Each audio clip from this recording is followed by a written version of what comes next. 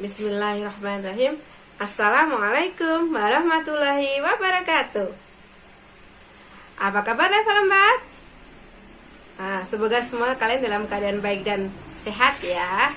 Berjumpa dengan Ustaz Dahrin dalam pelajaran pendidikan agama Islam.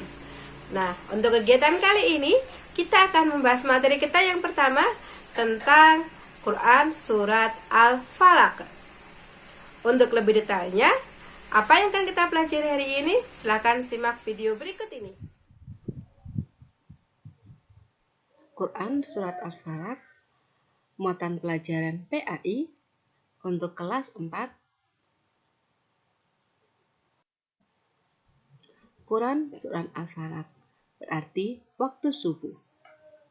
Terdiri dari 5 ayat, merupakan urutan surat ke-113. Disebut surat Al-Mu'awwidzatain, yaitu surat yang menuntun pembacanya menuju perlindungan. Disebut juga surat Al-Mukasyisyatain, yaitu surat yang membebaskan manusia dari kemunafikan.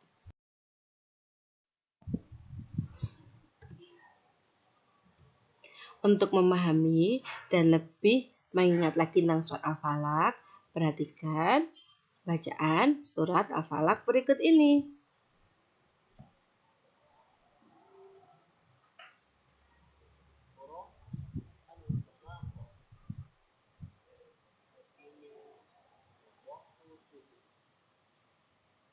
Terdiri dari 5 ayat.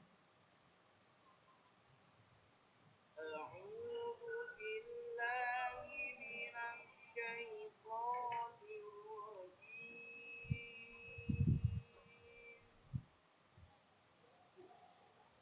Bismillahirrahmanirrahim.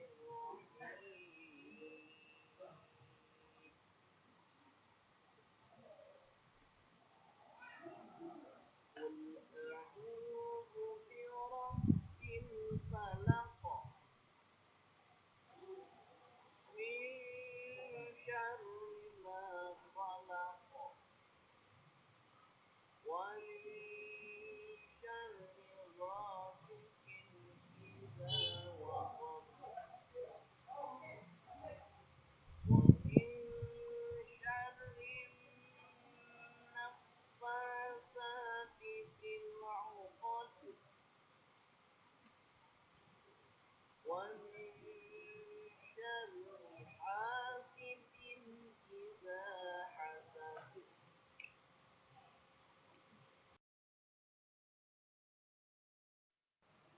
Selanjutnya, kita akan membahas per ayat. Ayat yang pertama, Qul a'udzu birabbil falaq, yang artinya, katakanlah aku berlindung kepada Tuhan yang menguasai subuh.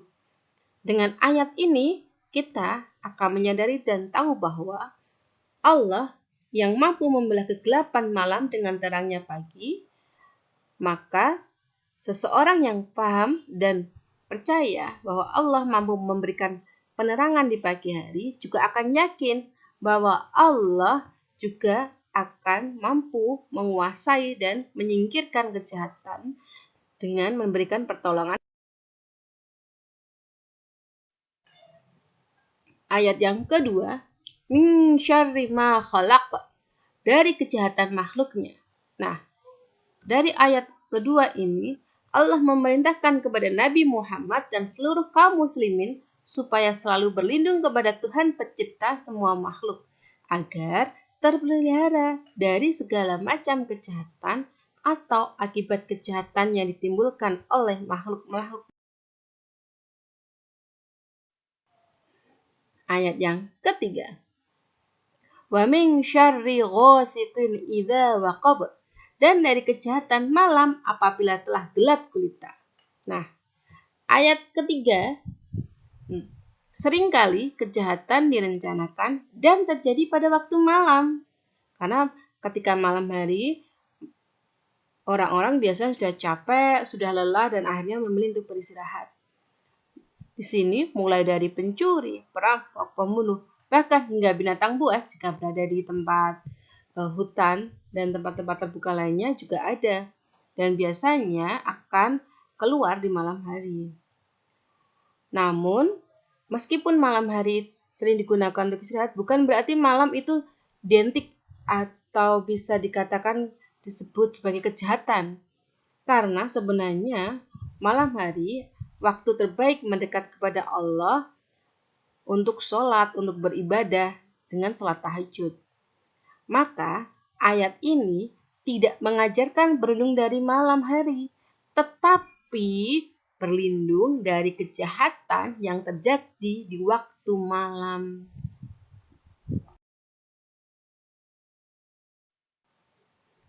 Ayat keempat. Wa min syarrin naffasati fil uqad. Dan dari kejahatan wanita-wanita tukang sihir yang mengembus pada buhul-buhul. Dalam ayat ini, Allah memerintahkan agar manusia berlindung kepadanya dari kejahatan tukang sihir yang meniupkan mantra-mantra. Tukang sihir yang kalian bayangkan bukan seperti yang ada di film-film seperti itu, bukan. Tukang sihir yang ada di Indonesia umumnya bisa disebut sebagai dukun. Nah, mereka bekerja sama dengan setan agar manusia itu terhindar dari kebaikan. Bisa saja dia jadi sakit, jadi kemudian kekurangan harta, ataupun keburukan-keburukan yang lain terjadi pada manusia yang lain. Nah, agar terhindar dari itu, maka kita harus meminta perlindungan kepada Allah. Dengan cara apa? Dengan banyak berdoa, dengan zikir. Terakhir, ayat kelima, wa min syarri hasidin idza hasad. Dan dari kejahatan pedengki bila ia dengki. Ayat kelima ini menerangkan bahwa yaitu apa itu dengki? Yaitu keinginan lenyapnya kenikmatan dari orang lain karena rasa cemburu. Nah, kalau orang yang dengki adalah orang yang senang atas lenyapnya nikmat dan kesenangan dari orang yang ia dengki. Dengan cara apa? Berusaha sekuat tenaga untuk melenyapkan nikmat tersebut dengan berbagai cara. Bisa saja dengan membincangkannya, dengan membicarakannya di belakang dengan teman-temannya. Oh, dia mendapatkan kekayaannya dengan cara seperti ini, seperti ini, seperti itu. Dia curang, begitu misalnya bisa. Atau ketika ada yang mendapatkan juara, dia merasa sebel. Ih, kenapa dia yang menang lagi sih? Itu adalah sifat yang dengki. Jika dipelihara, maka itu bisa membuat orang lain jadi berbuat yang tidak baik. Misal dengan berbuat curang.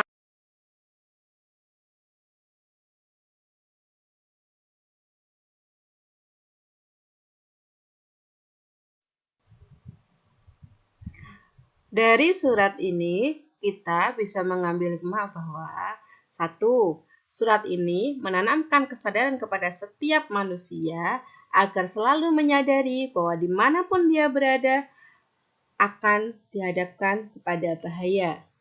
Yang kedua, bahaya tersebut muncul dari ciptaan Allah yang sebenarnya diciptakan untuk dimanfaatkan oleh manusia. Namun, bila mereka tidak mampu menggunakannya, maka manfaat tersebut akan berubah menjadi bahaya. Contohnya apa? Contohnya adalah dengan kecerdasan. Ketika dia mampu mengelolanya dengan baik, maka dia akan menimbulkan bermanfaat. Jika tidak, dia bisa menggunakan kecerdasannya itu untuk menimbulkan kejahatan seperti mencuri ataupun kejahatan-kejahatan yang lainnya. Yang ketiga, karena rahmatnya yang tak terbatas, Allah menyediakan perlindungan bagi semua hambanya dari berbagai bahaya dan menyuruh mereka agar berlindung di bawah naungannya. Yang keempat, tanpa diminta pun sebenarnya Allah Maha tahu siapa yang perlu diperlindungannya. Namun demikian, cukup untuk pelajaran kita hari ini. Untuk tugas kita kali ini, silahkan cek grup WA kalian untuk mengetahui lebih detail apa tugas yang diberikan oleh guru kalian. Selamat mengerjakan!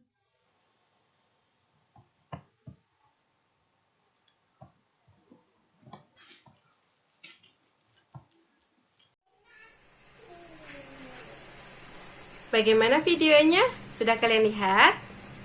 Sudah, alhamdulillah. Apakah sudah dimengerti apa yang Ustazah sampaikan tadi? Alhamdulillah jika kalian sudah mengerti dan paham apa yang Ustazah sampaikan. Nah, ilmu yang dipelajari hari ini Ustazah doakan agar bermanfaat dan selalu bisa kita manfaatkan dalam kehidupan kita sehari-hari. Oke, terus semangat, terus jaga kesehatan kalian. Ingat, semangat untuk menghafal, semangat untuk beribadah. Semoga juga kalian sehat selalu. Sampai jumpa di pertemuan selanjutnya. Assalamualaikum warahmatullahi wabarakatuh. Sampai jumpa lagi.